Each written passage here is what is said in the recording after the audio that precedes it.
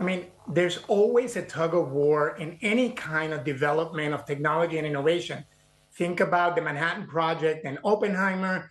Think about the internet itself. There's always this tug of war between the welfare of humanity and society with it advancing and innovating and iterating on what is essentially human progress. What I think they got wrong was trying to feed essentially what was a nonprofit that was hungry for tens and tens of billions of dollars to advance the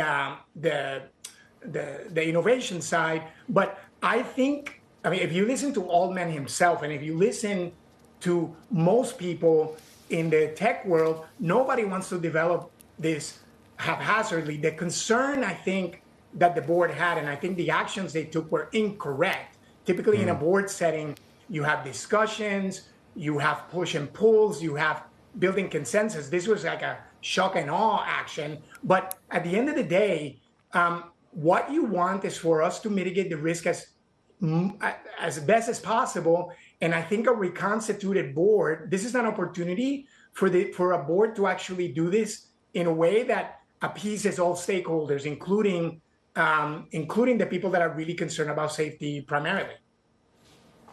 Yes, it's a very legitimate debate, but they went about it in exactly the wrong way. Javier, does the AI ecosystem now then have a regulatory target on its back? And will this slow development, or can you do this ethically with the right guardrails?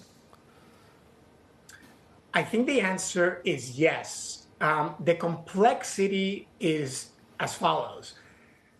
If, in fact, AI, and it will, this is not an if, it's a when it becomes generally intelligent, and you can listen to Altman himself talk about this, there are a bunch of unknowns, right? So how do you govern or develop or innovate against all these unknowns? Well, you have to do what we've always done in any kind of innovative endeavor, which is put guardrails around it. But to your point, I absolutely think that, I mean, all governments, including the US recently, did say that they're very interested in regulating this thing because, you know, typically governments follow or are laggards to innovation. So there's all kinds of eyes on this. And I think OpenAI inadvertently has heightened the spotlight on that target. So there's been a target all along, and for good reason. But I think now the heat is definitely on.